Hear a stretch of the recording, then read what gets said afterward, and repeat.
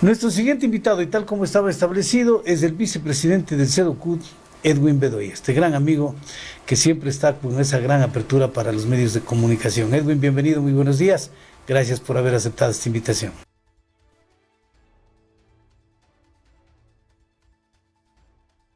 Y un saludo al pueblo de Cayambe y felicitaciones por el progreso que está teniendo cada vez más Cayambe.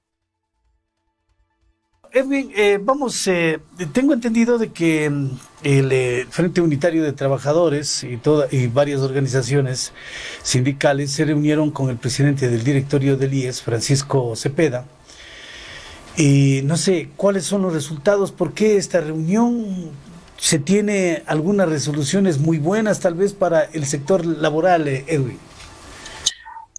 La semana pasada el Frente Unitario de Trabajadores se solicitó una reunión con el presidente del directorio del IES para hablar justamente de la situación del IES y empezar a posibilitar una agenda que primero nos permita transparentar las cuentas que tiene el IES.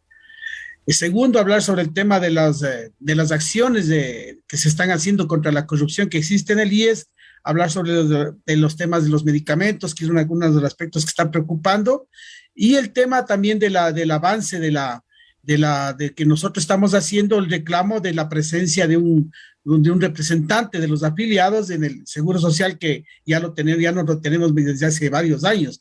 Y ese fue también la motivación. Entonces, bajo estos aspectos nos reunimos, como digo, a transparentar cifras y en las que estábamos tanto viendo las cifras que nosotros manejábamos y las cifras que nos estaba entregando el presidente del directorio para poder establecer desde ahí un solo mensaje y de una sola propuesta frente a toda esta deuda que asciende más o menos a 8.000 millones de dólares, alrededor de 8.000 millones de dólares, deuda de pensiones de más de 3.000 millones de dólares y una deuda de salud de 4.000 millones de dólares. Son cifras que oficialmente fueron entregadas por parte del Seguro Social, por parte del presidente del directorio, y como digo, había que primero ponernos de acuerdo en el tema de las cifras y una solicitud de parte del Frente Unitario de Trabajadores para poder ir viabilizando el cobro de la deuda del Estado, pero también cobrando la deuda a los morosos, es decir, a muchas de las empresas que están debiendo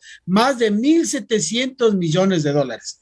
Otro de los aspectos que nosotros hemos manifestado al presidente del directorio, el IES está en una crisis, sino que más bien en lo que nos decía él, que hay una iliquidez, porque todos los días entra dinero al IES, no es que no deja de ingresar dinero, de los pocos afiliados que estamos, producto del desempleo, pero no deja de ingresar el dinero, entonces, pero este dinero básicamente no está alcanzando por la falta también del aporte del Estado y también porque no se ha podido cobrar estos 1.700 millones de dólares de las empresas que están adeudando al Seguro Social. Entonces, ese es uno de los principales aspectos y establecimos una agenda. Hoy en la tarde nuevamente nos vamos a reunir con el presidente del directorio y vamos a tratar de establecer ya la agenda de trabajo para los futuros días que también tenemos realizando propuestas que ya de alguna manera le habíamos hecho en la primera reunión.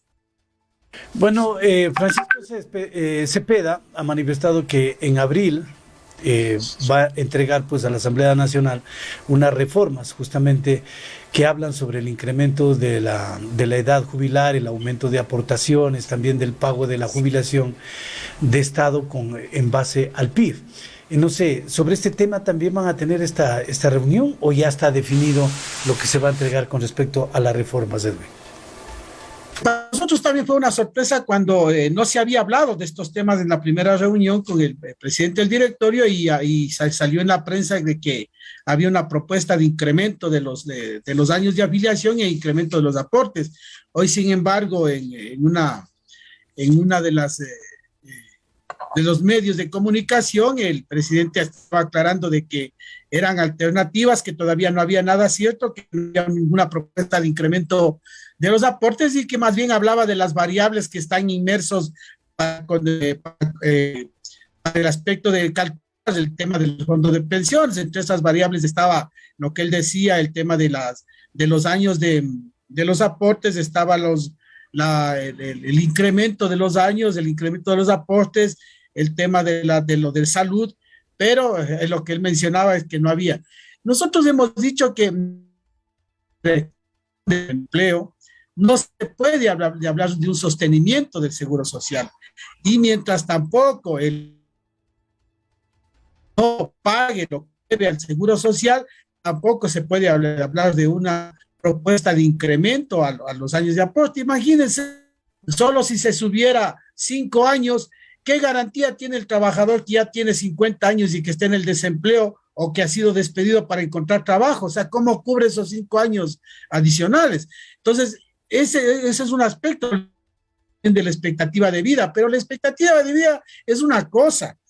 El otro aspecto es el empleo, que es el que financia al seguro social. Es decir, mientras más empleados, mientras más trabajadores empleados exista, más posibilidades habrá de cubrir el déficit que tiene el seguro social.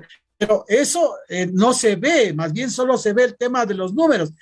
¿Qué pasa si a los pocos afiliados que estamos nos incrementan el costo de la pensión o el costo de los años de afiliación? Eso no va de alguna manera a minimizar el efecto que tiene de crisis del seguro social. Como digo, hay un efecto estructural que es el tema del empleo, que es el que debe mejorarse, las condiciones de empleo son las que deben mejorarse, y el otro aspecto también, la evasión justamente de aportes del seguro social, sobre todo en el área agrícola. Y ese es uno de los aspectos, por ejemplo, que hablamos con el presidente del directorio como áreas del sector agrícola, grandes empresarios están evadiendo la afiliación a sus trabajadores. Entonces, ¿ahí qué necesitamos? Una inspección del Ministerio de Trabajo, inspectores del Seguro Social, que es lo que se requeriría para poder ver que las empresas estén aportando al seguro de los trabajadores. No, hay trabajadores que no están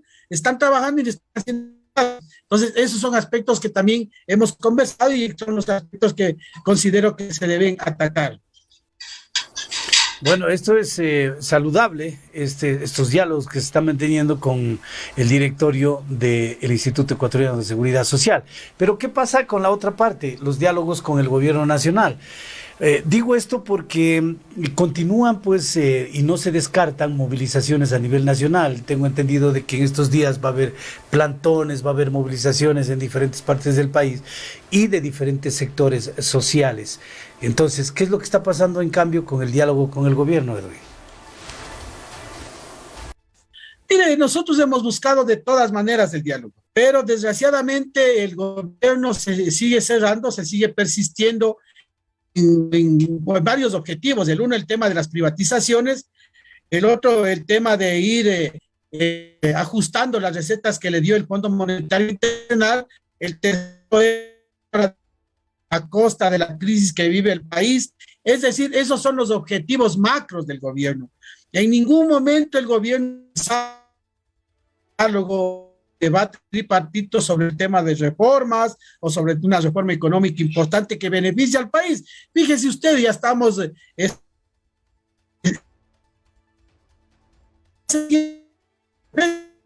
la queja de los pocos que tienen para ir para estos tributos, que realmente son excesivamente altos. Y el otro tema que acuérdense que ofrecieron eliminar este impuesto del 2% de anticipo de utilidades a las pequeñas y medianas empresas, no se lo ha hecho, que ese era un ofrecimiento que hasta ahora no se lo cumple. Es decir, mientras más puedan sangrar, mientras más puedan sacar y a las pequeñas y medianas empresas, ese es el efecto. Entonces no existe un diálogo con el gobierno, y por eso es que nosotros, primero, la conflictividad laboral alta, nosotros hemos decidido hacer un plantón el 17 de febrero el Ministerio del Trabajo, y posteriormente en el mes de marzo estaría a una movilización. Es que no existe ninguna respuesta de parte del Ejecutivo a las propuestas que estamos haciendo los trabajadores.